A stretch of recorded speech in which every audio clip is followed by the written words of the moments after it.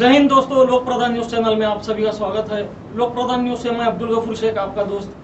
आज हमारे साथ जो शख्सियत हमारे स्टूडियो में मौजूद है वो किसी तारीफ की मोहताज नहीं है, ना किसी पहचान की मोहताज है।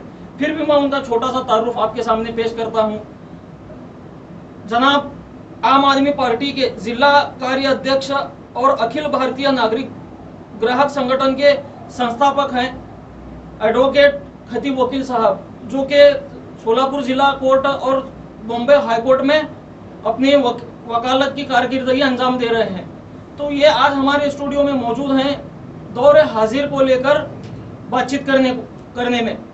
तो सबसे पहले सर, आपका लोक प्रधान न्यूज टीम की जानिब से हार्दिक स्वागत है और हम आपका खैर मकदम करते हैं।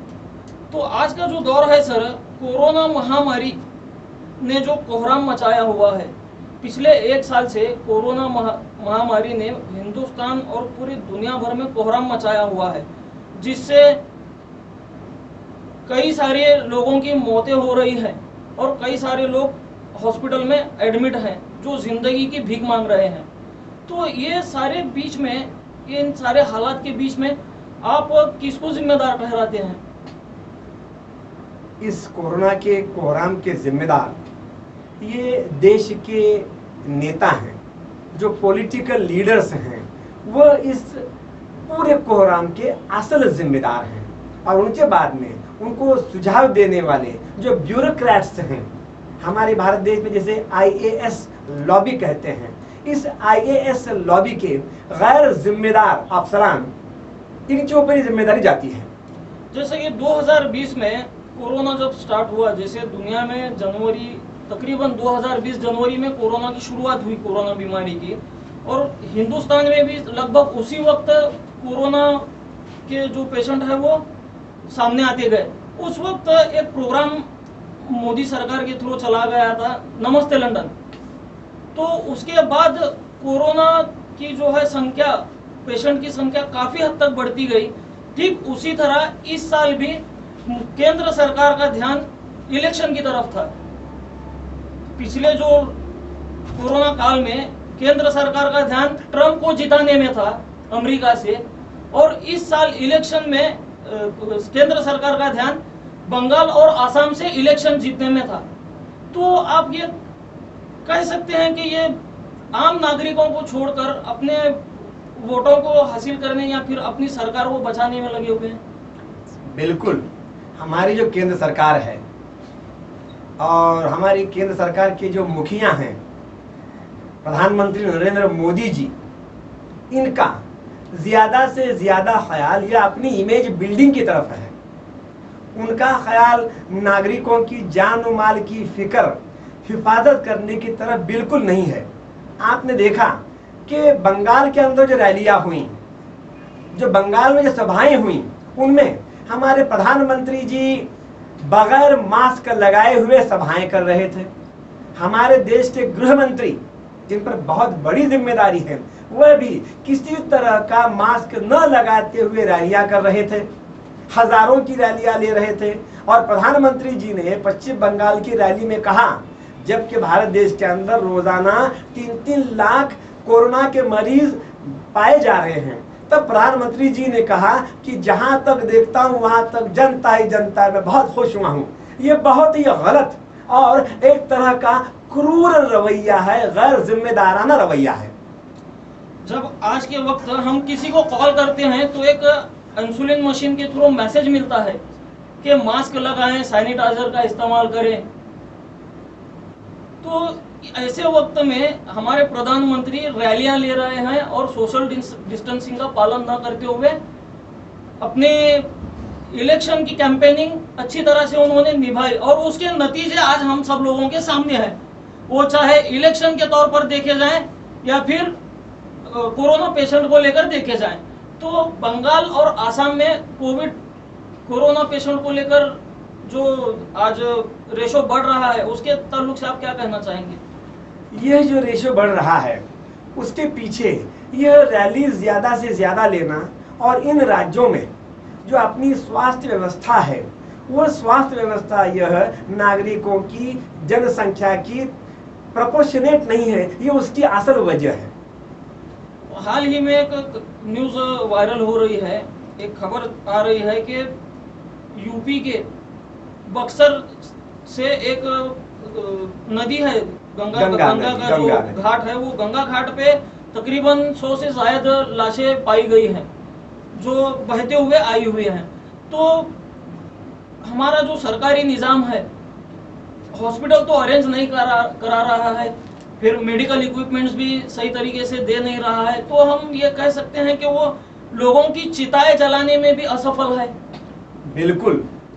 एक तो लॉकडाउन की वजह से लोगों का रोजगार डूब गया है और कोरोना की मार झेलने वाले जो लोग हैं, जो आम आदमी है, ये देखिए पिछली लॉकडाउन में जब प्रधानमंत्री जी ने सिर्फ 3 घंटों की पूर्व सूचना देकर तमाम देश में लॉकडाउन जारी कर दिया, तब हमारे देश में कोरोना के मरीजों की संख्या 450 से 500 तक थी। उस वक्त में मोदी जी ने किसी भी तरह की पूर्व सूचना दिए बगैर ही लहरी, जिसे आर्बिट्ररी कैप्रिशियस कहेंगे, ऐसा लॉकडाउन जारी कर दिया और मिनिमम 14 करोड़ लोग, 14 करोड़ पर्सन्स बड़े बड़े शहरों से डिस्प्लेस हुए, अपनी अपनी गांवों को चल दिए, भूखे प्यासे। तकरीबन 500 से ज्यादा मौतें रास्तों के अंदर हो गई हैं। तो सरकार क्या कर रही है कि लॉकडाउन बढ़ा रही है, लेकिन लोगों को घर के अंदर अगर आप कैद करके रखेंगे तो वो खाएंगे क्या? जिस आदमी का अपने हाथ पर पेट है, जो रोजाना 100-150 रुपये कमाता है, वो खाएगा क्या? इसकी तरफ न मोदी जी का ख्याल है, न उनके मंत्रियों का ख्याल है, न सरकारों का ख्याल है। आप उनको घर में कैद रख रहे हैं लेकिन खाने को नहीं दे रहे हैं। पॉलिसी यह लगती है सरकार की कि आप भूखे मरो, घर में तड़पते मरो, भूखे प्यासे मरो, लेकिन कोरोना से मत मरो। तो लोगों के पास में लॉकडाउन के बहुत ही गलत तरीके से लॉकडाउन लगाने की वजह से लोगों के हाथ में पैसा नहीं है, उनके पास में क्रय शक्ति नहीं है। इसलिए अगर आज कोई भी व्यक्ति हो, किसी भी धर्म की हो, समाज की हो, अगर उसका अंत्यविधि करना है तो 10,000 रुपये तक खर्चा रहा है। तो आम आदमी के पास में खाने को रोटी नहीं है तो वो 10,000 रुपये कहाँ से बर्दाश्त करेगा? इसलिए लोग मजबूरन लाशों को दफनाने के दान देने की बजाय पानी में फेंक रहे हैं। सर, अंग्रेजों के काल में अंग्रेजी हुकूमत, उनका हुकूमत करने का तरीका था कि फूट डालो और हुकूमत करो। तो क्या हम ये कह सकते हैं आज जो हमारी सरकार है वो एक स्लोगन को लेकर चल रही है कि कैद करो और हुकूमत करो, या फिर कैद रहो बचे रहो? ये देखिए, बुजुर्गों ने कहा है कि एक वक्त ऐसा आएगा कि आपके राज्यकर्ता इतने नालायक और प्रजाभक्षक होंगे कि उनके राज्यों में आप जिंदा रहने को ही विकास मानोगे, गनीमत जानोगे। तो जैसे आपने कहा कि इन सरकारों का यही एक स्लोगन है, मंशा है, कैद करो, लॉकडाउन करो और हुकूमत करो। लॉकडाउन के आंकड़े छुपाओ, मौतों के आंकड़े छुपाओ, उनकी जो नाकामियां हैं, उनकी जो कोताहियां हैं, उनकी जो गलतियां हैं कि स्वास्थ्य सुविधाओं की तरफ किसी भी सरकार ने बिल्कुल ख्याल नहीं दिया है। और यही एक वजह कि इतनी मौतें हो रही हैं और ये अपनी नाकामियां, कोताहियां, गलतियां, बदमाशियां छुपाने के लिए लॉकडाउन का झूठा सहारा ले रहे हैं। सर, आए दिन हम लोग ये भी खबरें देख रहे हैं कि सुप्रीम कोर्ट केंद्र सरकार को हर रोज किसी न किसी तरीके से फटकार लगा रही है। वो ऑक्सीजन को लेकर हो, ऑक्सीजन की प्रोवाइडिंग करने को लेकर हो, ऑक्सीजन को लेकर, या फिर मेडिकल इक्विपमेंट्स प्रोवाइड करने को लेकर हो। तो ये फटकार लगाना सुप्रीम कोर्ट का किस हद तक सही है? ये देखिए, हमको हमारे भारत के स्टेट का ढांचा समझना होगा। अपने स्टेट के 3 विभाग हैं। एक कानून बनाने वाला लेजिस्लेचर, जिसे हम विधिमंडल कहते हैं, कानून साथ असेंबली कहते हैं, और इस विधिमंडल ने बनाए हुए कानून और लिए हुए फैसलों का अमल करने वाला, एग्जीक्यूशन करने वाला, उसे कहते हैं कार्यपालिका, एग्जीक्यूटिव बॉडी। और विधिमंडल ने बनाए हुए कानून और लिए हुए फैसलों का अमल, एग्जीक्यूशन, यह एग्जीक्यूटिव बॉडी, कार्यपालिका सही करती है या नहीं, इस पर नियंत्रण रखना, उस पर सुपरविजन करना, यह अदालतों का काम होता है। लेकिन बदकिस्मती से, नागरिकों की बदकिस्मती से आज हमारे भारत देश की केंद्र सरकार ये गवर्नेंस में पूरी तरह से फेल हुई है। और इसीलिए अपने भारत देश के सुप्रीम कोर्ट को अपने कॉन्स्टिट्यूशन ऑफ इंडिया का जो आर्टिकल 142 है उसके तहत कोविड के मैनेजमेंट की जिम्मेदारी एक कोविड टास्क फोर्स बनाकर अपनी तरफ लेनी पड़ रही है। यह मजबूरी है, लेकिन मैं ये कहता हूं कि अदालतों को यह हक है। It is judicial activity, it is not judicial activism. तो सर, जैसा कि आपने बताया, केंद्र सरकार पूरी तरह से फेल्यूर साबित हुई, इसके लिए सुप्रीम कोर्ट को इसमें इन्वॉल्व होना पड़ा मजबूरी से, जबकि उनके पास और भी दूसरे कई सारे काम रहते हैं। तो केंद्र सरकार पूरी तरह से फेल्यूर साबित हुई है कोरोना को लेकर, कोरोना के इंतजाम को लेकर। और उसमें एक कुछ सवाल ये भी है सर, आज के जो कोविड पेशेंट के जो आंकड़े हैं पूरे सारे हिंदुस्तान के, सर हमारे हिंदुस्तान की जो आबादी है तकरीबन 1 अरब 40 करोड़ है, और आज के जो कोविड पेशेंट का रेशो है जो कोरोना से मुतासिर हुए हैं वो लगभग 1 करोड़ 40 लाख के करीब है। उसमें से भी कुछ पेशेंट को ऑक्सीजन की रिक्वायरमेंट है, जो ऑक्सीजन बेड की रिक्वायरमेंट कर रहे हैं। तो 1% से भी कम लोग जो है ऑक्सीजन की रिक्वायरमेंट कर रहे हैं, तो वो लोगों को कोविड ऑक्सीजन प्रोवाइड करने में हमारी गवर्नमेंट फेल्यूर साबित हुई है। हमको दुनिया भर के कई मुल्कों से मदद लेने की जरूरत आ पड़ी है।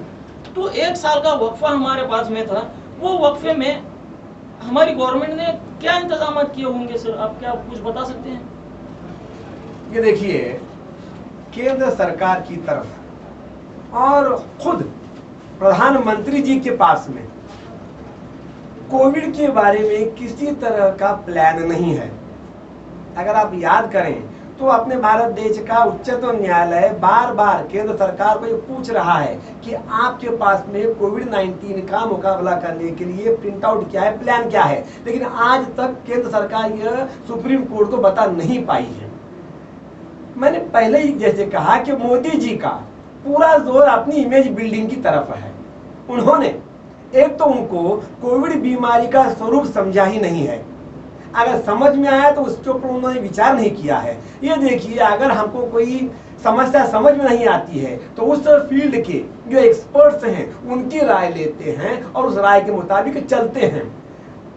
आपको याद होगा कि पिछले साल ही हमारे भारत देश के ही शास्त्रज्ञों ने नहीं बल्कि WHO ने भी बताया था कि सेकंड वेव, दूसरी लहर कोरोना की आने वाली है और वह पहली लहर से भी ज्यादा घातक होगी, बुरी होगी।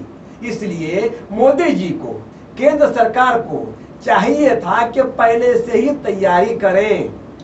एक मिसाल दूंगा मैं आपको कि अमेरिका के जो नए राष्ट्राध्यक्ष जो बाइडेन हैं, जो चुने गए हैं, उन्होंने चुन के आते ही पहला काम यह किया कि अमेरिका की जो कुल आबादी है 30 करोड़ के लगभग, उन्होंने उसके दुगने यानी 60 करोड़ से ज्यादा कोविड के टीकों का रिजर्वेशन किया।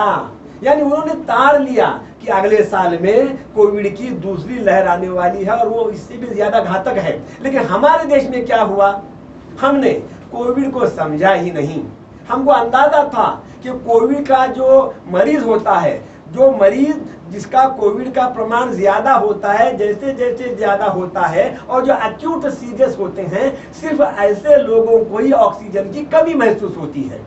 अभी आपने बताया, आंकड़े बताए कि अपने भारत देश की कुल आबादी का 1% हिस्सा कोविड से बीमार है, लेकिन इस 1% के 1% को ही जो एक्यूट सीरियस हैं, सिर्फ उनको ही ऑक्सीजन की जरूरत होती है।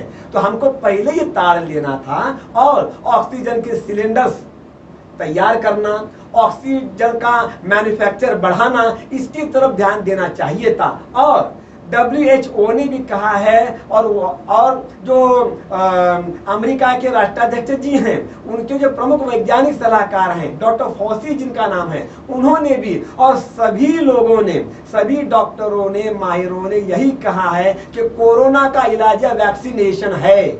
तो मोदी जी ने न वैक्सीनेशन बढ़ाने की तरफ ध्यान दिया, न ऑक्सीजन का उत्पादन बढ़ाने की तरफ ध्यान दिया।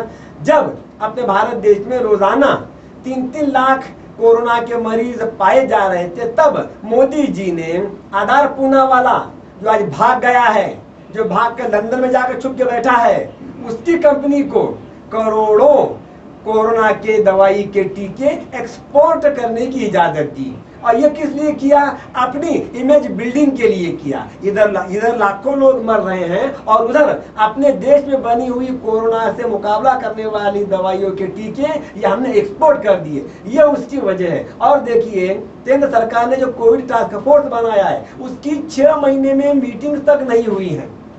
तो यह सबसे बहुत बुरी बात है, जिस वजह से आम आदमी सड़कों के ऊपर ऑक्सीजन करते हुए पैर घिस रहा है, तड़प के मर रहा है।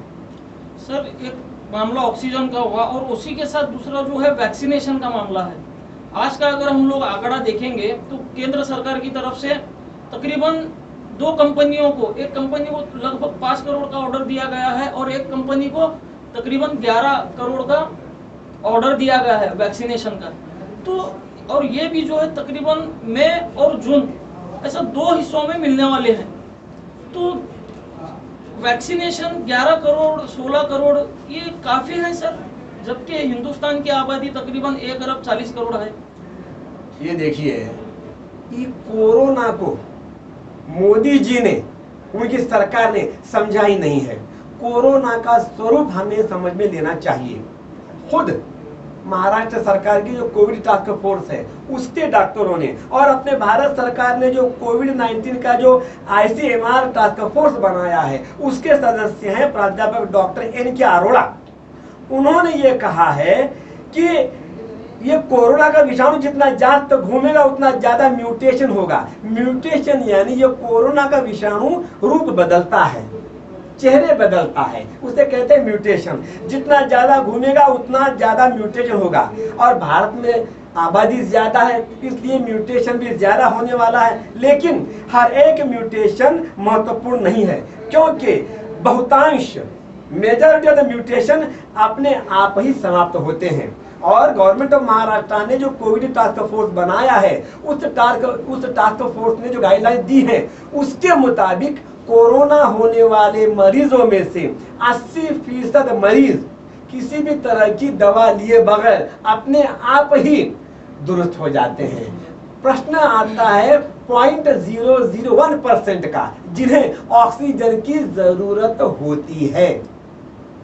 तो वो 0.001 को ही ऑक्सीजन प्रोवाइड करने में हमारी गवर्नमेंट असफल रही, जिसकी वजह से हमें अपने पड़ोसी ममालिक हैं या फिर दुनिया के कई ऐसे सारे ममालिक हैं जिन्होंने ऑक्सीजन उनके मुल्कों से हमें फराहम किया और आज लोगों तक, मरीजों तक ऑक्सीजन पहुंचाया जा रहा है। लेकिन केंद्र सरकार की इसमें कुछ भी भागीदारी नजर नहीं आ रही।